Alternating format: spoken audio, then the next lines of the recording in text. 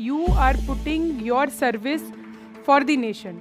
मुझे नहीं पता कि जिस दिन मैं घर से निकलती हूँ मैं रात में 9 बजे वापस आऊँगी, 11 बजे वापस आऊँगी या फिर अगले दिन सुबह ही वापस आ पाऊँगी। देश सर्वोपरि है, ड्यूटी सर्वोपरि है, बाकी सब उसके बाद है। हेलो, नमस्कार, मैं विजयंता गोयल आर्या। मैं भारतीय पुलिस सेवा की 2009 बैच की ऑफिसर हूँ। I belong to the 2009 batch of the Indian police service. मैं पंजाब से आती हूँ। पंजाब का एक छोटा सा कस्बा है नाभा के नाम से, ज़िला पटियाला में, वहाँ से आती हूँ। ऐसा दौर आया जिस दिन मैंने अपने घर में कहा कि मुझे यूपीएससी की तैयारी करनी है। सबको लगा कि अरे यूपीएससी, अच्छा ठीक है कर लो।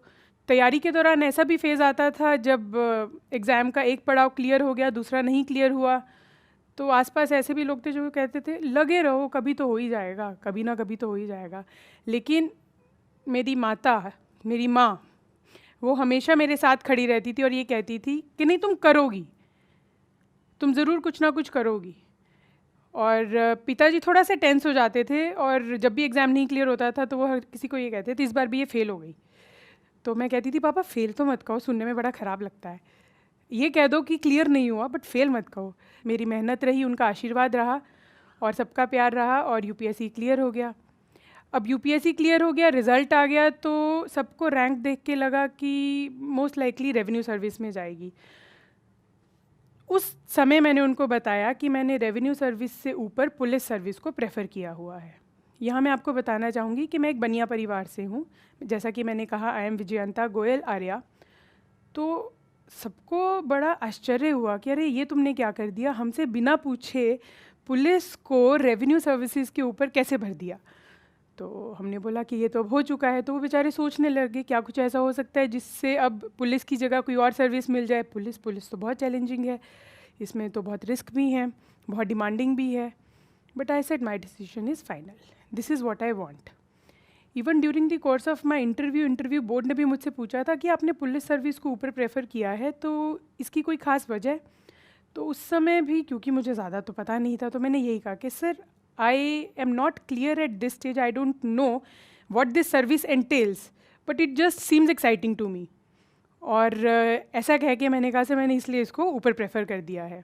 And I think the sincerity of my reply, it touched the board and they gave me an overwhelming number of marks in my interview.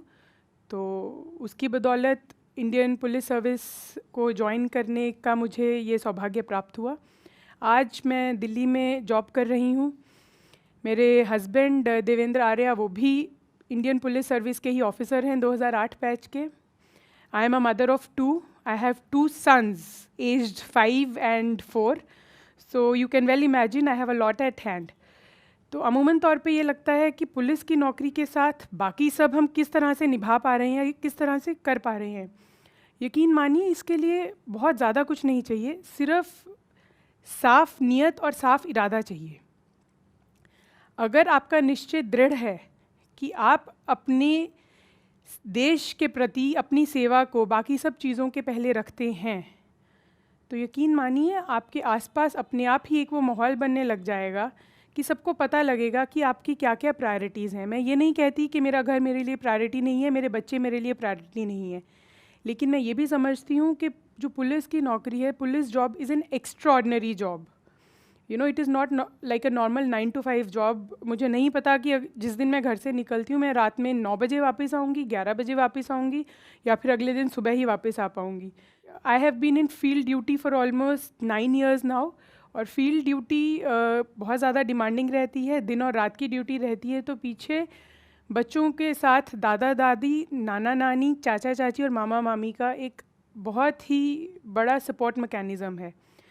मैं ये बात यहाँ इसलिए कह रही हूँ क्योंकि जब भी हम कहते हैं कि हमारी बेटियाँ आगे बढ़ें, उन्हें आगे बढ़ने का मौका मिले, तो ये बात सिर्फ यहाँ पर ख़त्म नहीं हो जाती है। इसमें समाज की एक जिम्मेवारी है।